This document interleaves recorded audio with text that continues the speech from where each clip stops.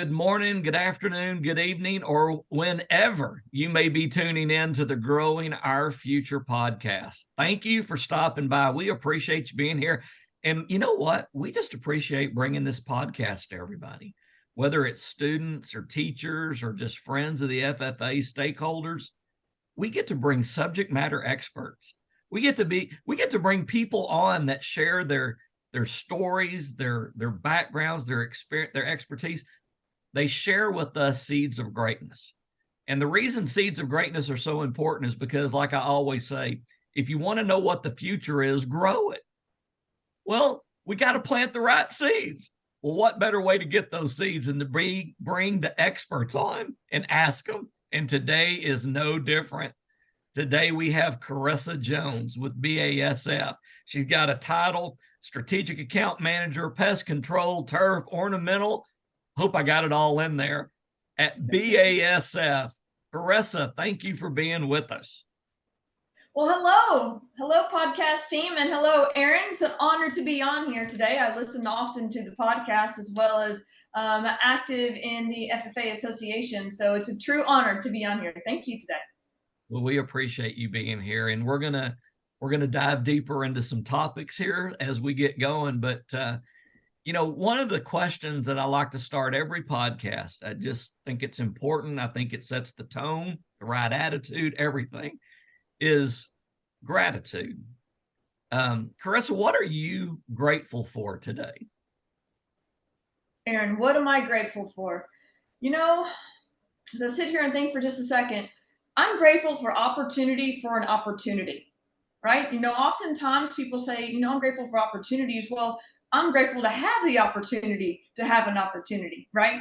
It's really up to you to drive it and to drive your success, to drive your momentum, to drive your positivity and your mindset on a day-to-day basis. So just having that opportunity to have an opportunity is what I'm grateful for today. I like that. That's really good. An opportunity to have an opportunity. That's really good. That's kind of a Yogi Berra. I kind of like it. It is, yeah. That's good. And there's a lot behind that. I mean, it sounds real simple, but think about what you just said. There's really a pretty big umbrella behind what you just said. I tell people that, February 6, 1966, when I came into this world, they wrapped me in this incredible blanket called freedom and liberty. And they said, here's a world, here's a country, here's a state full of exactly what you just said, opportunity. And That's right. I'm grateful for that. And whether it was the work that I did with at-risk populations, or whether it's the work that I get to do now with some incredible kids and teachers and wonderful sponsors, it's just, it's like you said, it's an opportunity. That's pretty cool. Yeah. I mean, you think about it, right? Is the old cliche of saying you can lead a horse to water, but you can't make him drink. Well, it's kind of like us and working with the youth, or working with, say, some of my direct reports in the past, or even working with customers today. It's you can lead them to the opportunity, but it's what they do with that opportunity is what really defines. Very good. All right, we're going to jump in here. All right, let's go. Here, let's talk a little bit about your role at BASF. There's probably some folks listening that don't really know what is BASF. For us older folks, we remember, BASF, we don't make this, we make the things you use better. I mean, we remember the old tweaks on BASF. I know it's changed. The other part of that question, though, Karissa, is that I brag on you more than you will ever know. I tell people that Karissa is just this outstanding leader. I talk about your energy, your passion. I said it's contagious. And the fact that she has multiple states that are under her responsibility. And something tells me you did not just fall into that seat. Something tells me you did not just fall into that role, that there's a story that brought you to the seat that you sit in. If you would kind of tell us a little bit about that, take us through your career, your title, and how you came into this role that you're at BASF. Well, thank you, Aaron, and to all the podcast listeners out there. So BASF, we are the world's largest chemical company based out of Germany. We've been in business for over 155 years, and I'm proud to say that I've been with BASF for almost 16 years now. So Aaron, as you mentioned, I'm currently the strategic account manager in our pest control and turf and ornamental business, what we consider our specialty solutions in our agricultural production business unit of BASF. So what does that mean? I kind of see myself as an air traffic controller, right? Is I am the liaison and the go-to person between my customers at the distribution level to BASF and providing all those different moving parts into one. At the end of the day, it is a sales and influencing type position, but it's also strategic business planning all involved into one. So I'm going to step back to a little bit about the start, right? No, I didn't necessarily fall into this seat here today. I worked my way here. I'm a non-traditional ag student from central Indiana, South Central Indiana in Franklin, just outside of Indianapolis. And, grew up in the city, mom remarried. We had the opportunity to move out to the country, right? As we called it, the city folk called it. And, I was 13, 14 years old, and I had a desire, obviously, to get my driver's license and have a vehicle to actually drive when I was 16. Well, your opportunities are pretty limited, so I took the opportunity to walk across the pasture and work for a farmer, corn and soybean farmer, as well as raise feeder pigs and feeder cattle. And the rest is history. I'm the only one in my family in agriculture and absolutely love it, right? So it is. Never knew what I would fall into by just trying to simply earn a few dollars to buy myself a vehicle. And it's led me to where I am today. So I attended Purdue University in soil and crop science. Started out as a pre-vet, but also decided that maybe my second passion, which was the soil and crop side, was somewhere where I wanted to go. And I was able to intern for Monsanto in soybean production while I was in college, and then happened to get a full-time position with them upon graduating Purdue in 2002. I then worked as a seed quality supervisor, which means I was able to really put forth my agronomic skills that I learned at Purdue, as well as put forth some of the development skills that I learned in FFA while serving in my FFA chapter there in Franklin, Indiana. And building that confidence, having that ability to communicate with growers, because I was working with soybean growers on planning their crops so we could actually harvest and utilize for the years to come for future years as seed production. I then had the hunch to try something different. My friends always told me, KJ, you'd be good in sales. Well, I took that and I ran with it. And I have an opportunity to take a sales position as a sales agronomist at a small co-op in Russell, Kansas, which is more towards western Kansas, about an hour outside of Colby.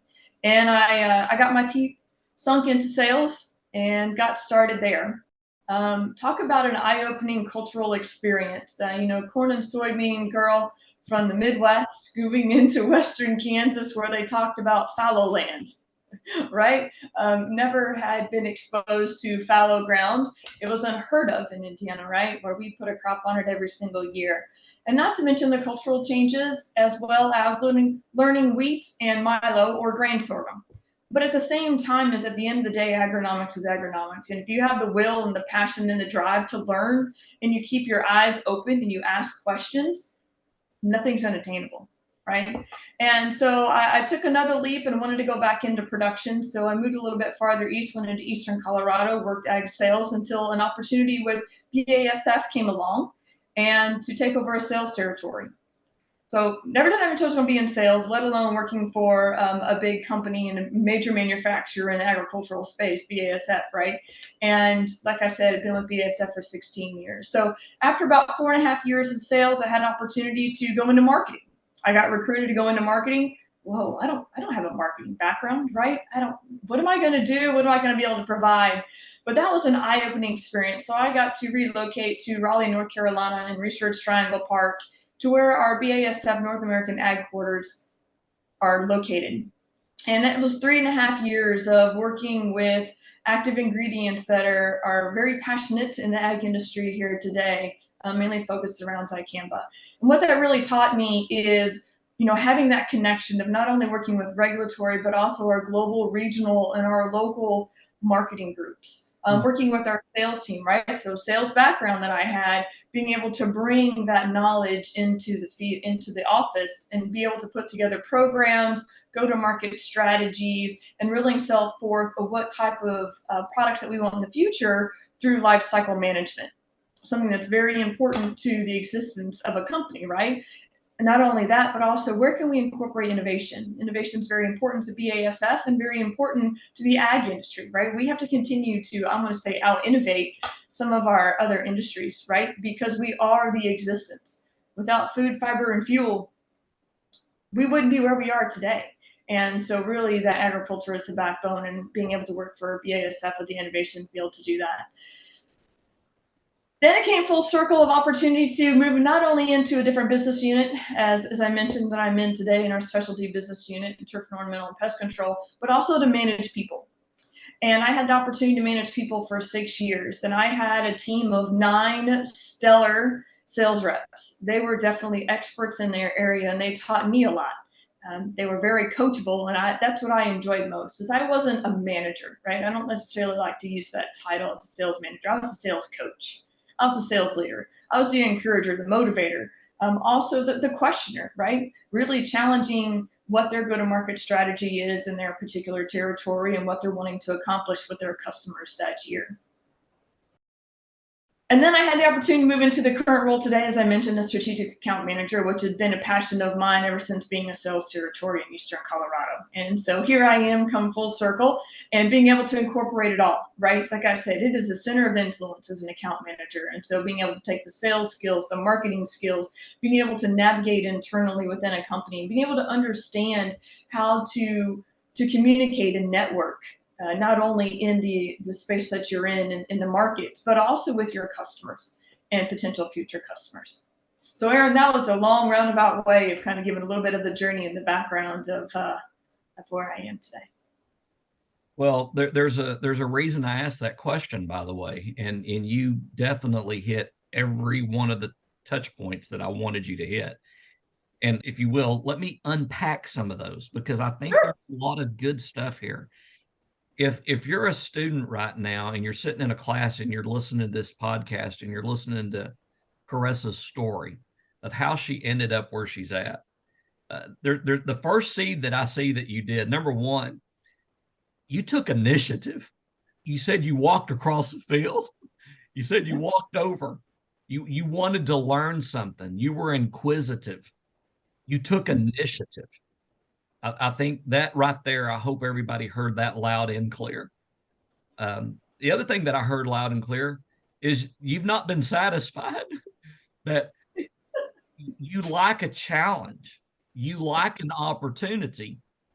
And so what I'm listening to you tell this incredible career journey that you've been on, I'm hearing somebody that's saying, I'm on the lookout for an opportunity to grow personally, to grow professionally, to pour into others and see them grow. I mean, I heard all of that by what you just said.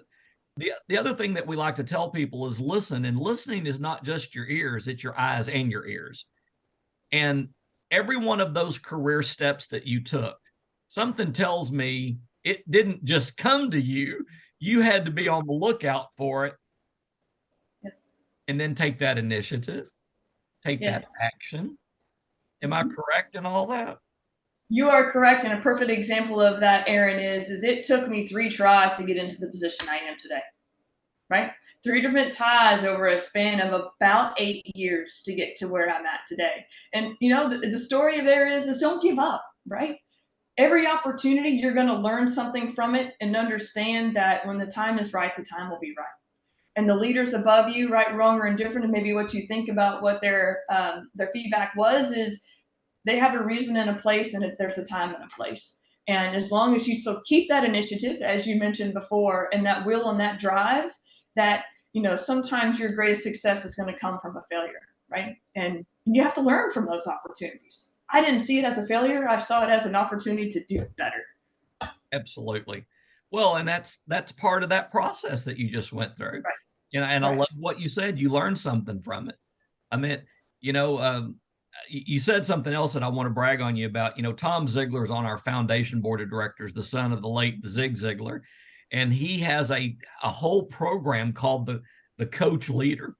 And that's what he calls it, the coach leader, because that's really what it is. I tell people all the time, that's what I want to be. I'm the kind of guy that sits behind the scenes, and I want to be the trainer. I want to make you stronger. I want to make you better at what you do. I'm going to try to make sure you're in the right position so that the team wins by getting you, what is it, good to great, get everybody on the bus, get them in the right seats on the bus, make sure the bus is headed in the right direction. Yes. And so that's what a coach leader does. And I think that I really appreciate the fact that you use those very terms to describe your role and where you've been. So one thing that you did kind of talk about that is definitely part of both of our journeys, and the reason we're even here, is FFA. So I like to tell kids, I like to remind them that, I can't speak for every state in the country, but in the state of Texas, there are over 3,000 high schools. And I always ask the kids, I said, how many of those high schools have graduating classes? Every one of them. Now think about that. All these kids are getting out and they're looking for a job, a scholarship, or an opportunity. And so I always ask them, what separates you from your peers? What's your competitive edge? What is it that it could be something as simple as the handshake, the yes sir, no sir, yes ma'am, no ma'am. It could be the way that you communicate, but there is something that can give you a competitive edge. I believe FFA gives students a competitive edge. And I'm just curious, in your life journey, was FFA part of your competitive skill development? 125%, if that's even possible to be over 100%. Yes, Aaron, it was. And I think one of the things that you mentioned that really takes me back as a hiring manager, right? I've been involved in a lot of interviews of bringing in folks that have 1 year experience to 20 plus years experience in whatever market and that they are in, is having the confidence. Number one, right? FFA provides that opportunity to build confidence, even if it's just having that firm handshake. I can't tell you how many times that I have shook a hand with a candidate who's 25 plus years in the business and has the weakest handshake. To me, that doesn't represent confidence in that person, right? Are they really wanting to be there and to be engaged and really seek out an opportunity with BASF or even be a member of my team? Also, too, is the communication part, right? Communication is so important. I think you elaborated on this just a minute ago in terms of not just being able to physically hear and communicate, but also non-verbally being able to communicate and being able to read those non-verbal communications. And that is also very important, something that you also learn in FFA, right? It's those soft skills that you're really developing. Sometimes we may think about it as, oh, well, they're just giving a speech. Oh, no. Folks, that speech is most important, right? I often hear people say that they're so afraid of public speaking. I was right there. I was right there. And now, I do a lot of public speaking on a day-to-day basis, putting together a lot of presentations, whether it's an impromptu presentation or a speech in an elevator, to where it's a prepared hour plus meeting conducting with the CEO of one of my channel partners that I work with. There you go again. You just gave us a bunch more stuff. So again, as we do these podcasts, these interviews, this is one of the things I appreciate about guests like you, Chris, is that when you share your life journey, when you share your story, there's somebody else out there listening right now that could be wondering about their career path, wondering whether or not they should step up and step out, wondering if they really have the goods. And, I think we've all been in those places. And I think it's the examples of guests like you that help them find that confidence, or they plant the seed, right? It may not come to fruition right now.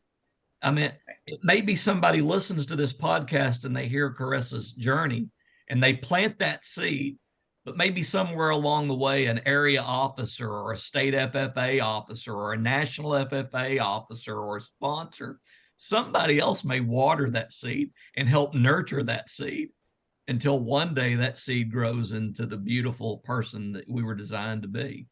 So That's why stories like yours to me are so important.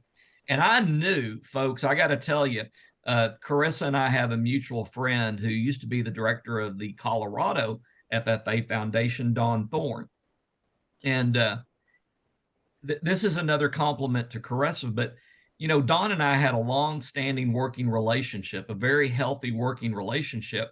And I remember Karissa called our office one day and she said, Don told me that I need to come by and meet y'all and I need to talk to y'all about the Texas FFA.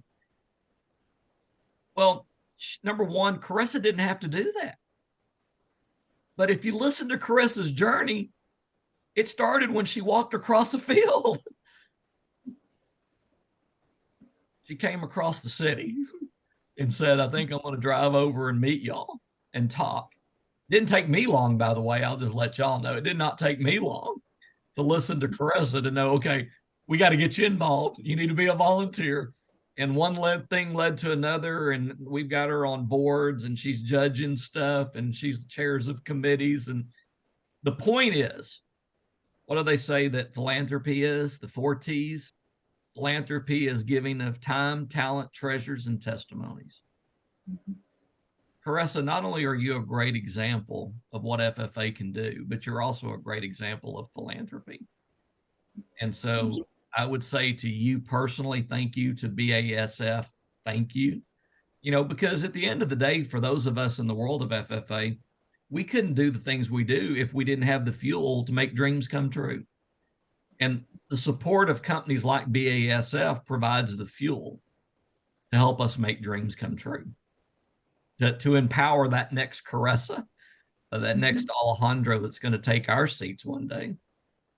And so thank you so much for that. Yes. You actually took my story right out of my mouth there, and I was actually going to bring that up, right, as to how it all kind of came full circle, going back to FFA. As one of the questions you had mentioned to me before, right, is that opportunity to take the initiative and the network, right? And that's what I did. I started on a prior board, and that's how I met Don, thus you, and that's how I've been involved within Texas FFA, both the association and on the foundation, as well as a founding member of our BASF alumni and supporters chapter at BASF, and to work for a company that fully supports the organization, the importance of it, and really recognizes the leadership abilities that come out of those FFA members, some of those soft skills that we talked about, right? Some of those skills that you learned through your SAE projects, through your CDE and LDE projects as well.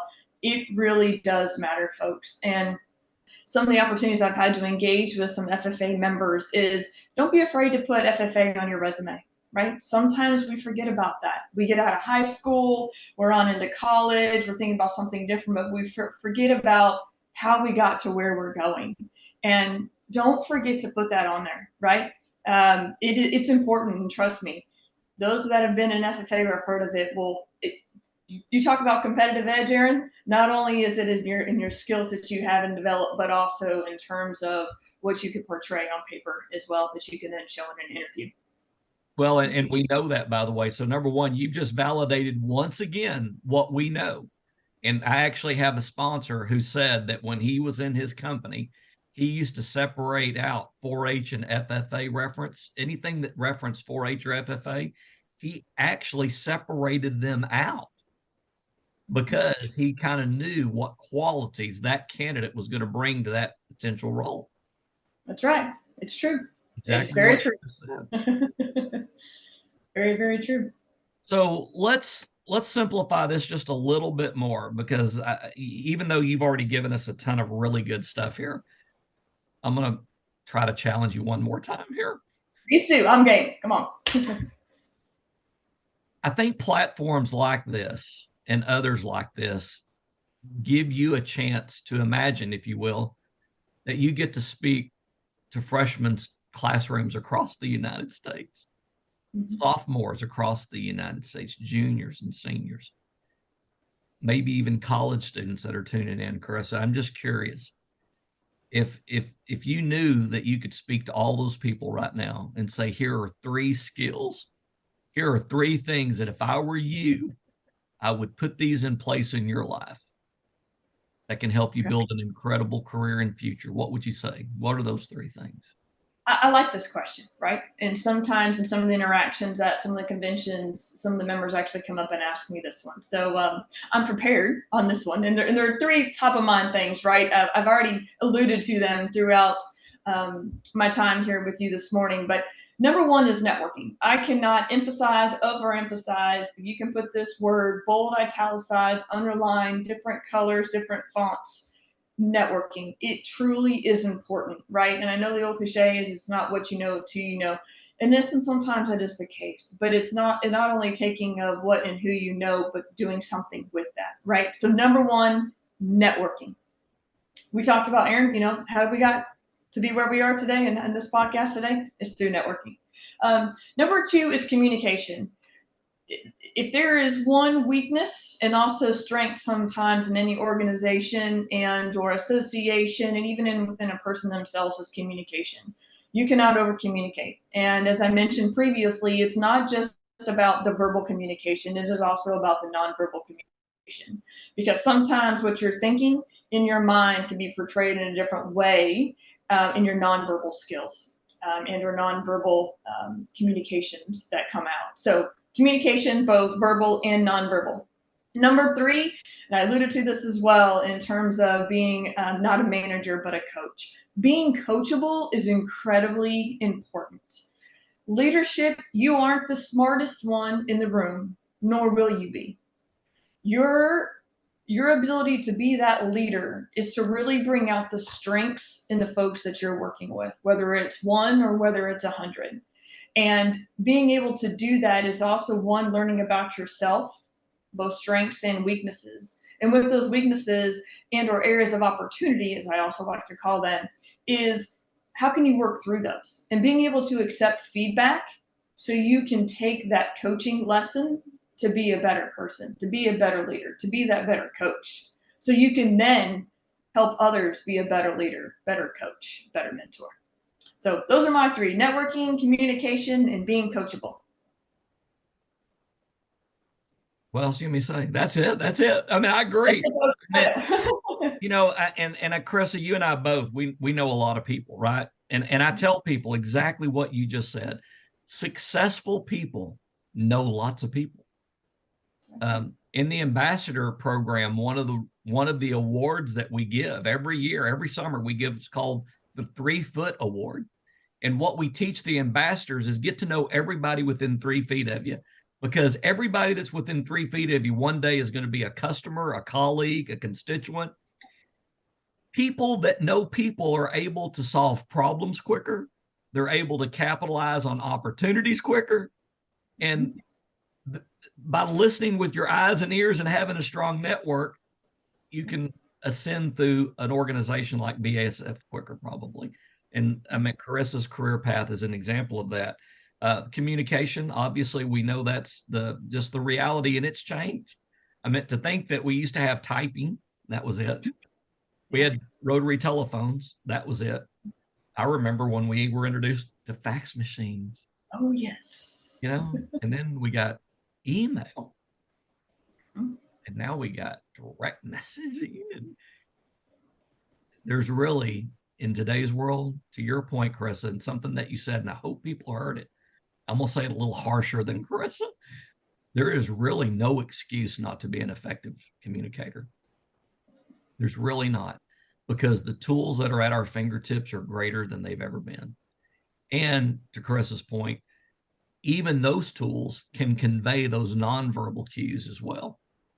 And so I just want to, again, capitalize on what you shared. And then lastly, couldn't agree with you more. Be coachable.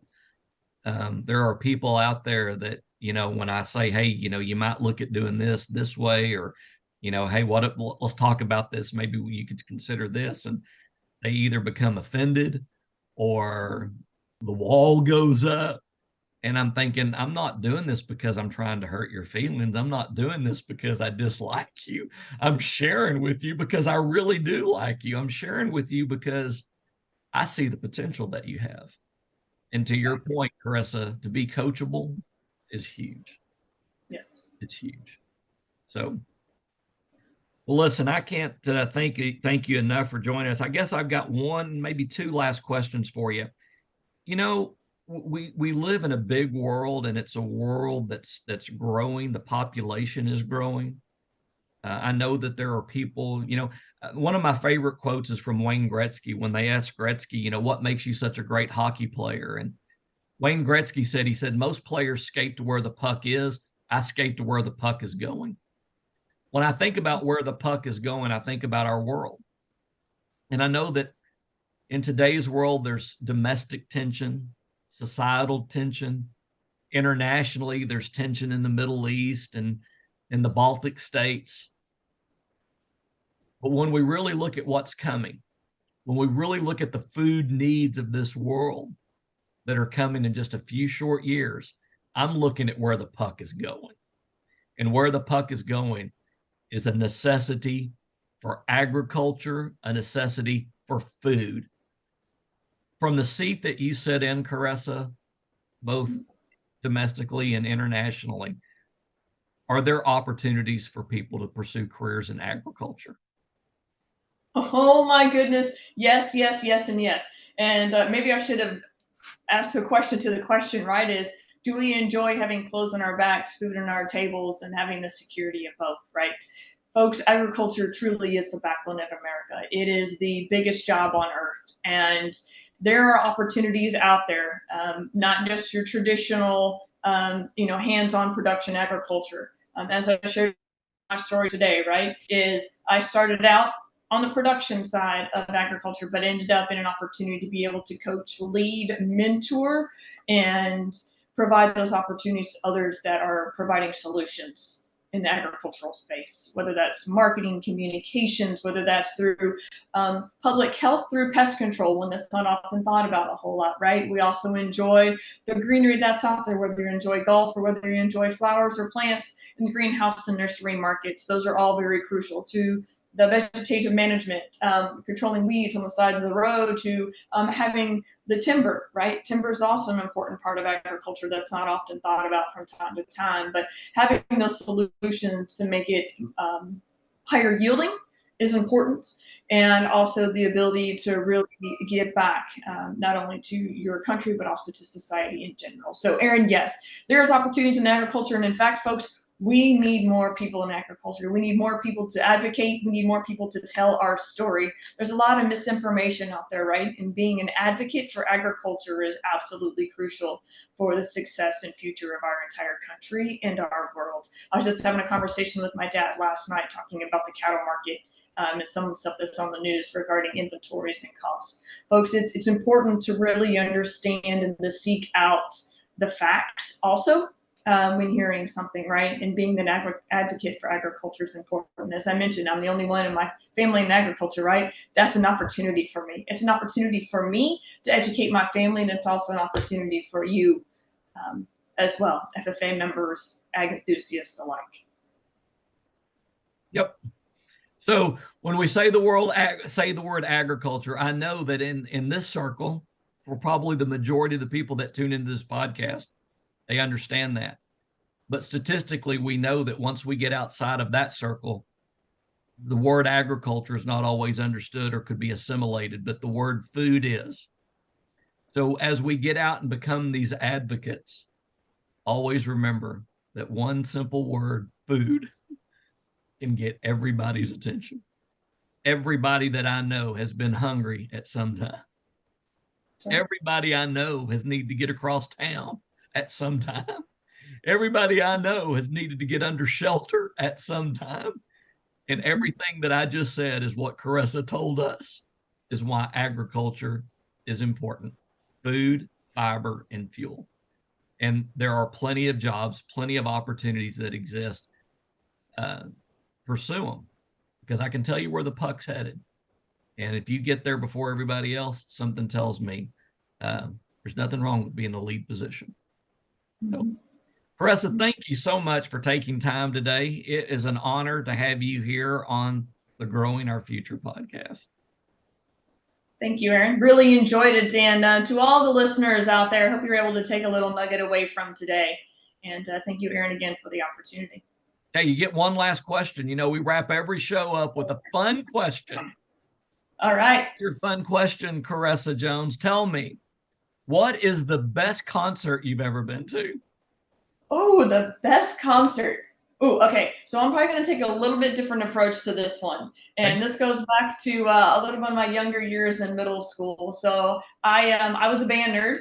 Um, I played the clarinet, also the tenor sax in jazz band, and marched in high school.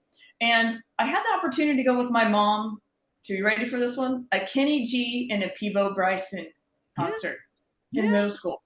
Phenomenal. Folks, if you don't know who they are, Google them right now. As soon as you get off the podcast, look up Kenny G and Peebo Bryson. Outstanding musicians.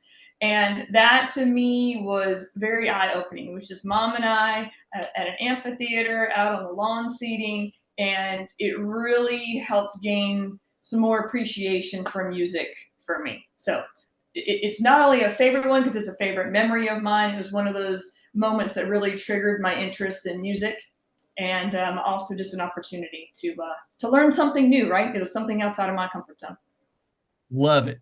I got to tell you, Karissa, just being able to be here and do these podcasts, I have heard everything from pit bull to heavy metal to Harry Connick Jr. Yes, that's a good one. Yep. So to your point, I think it's neat, just like we don't all eat the same things, we don't all like the same things. I love it that our musical tastes are all different.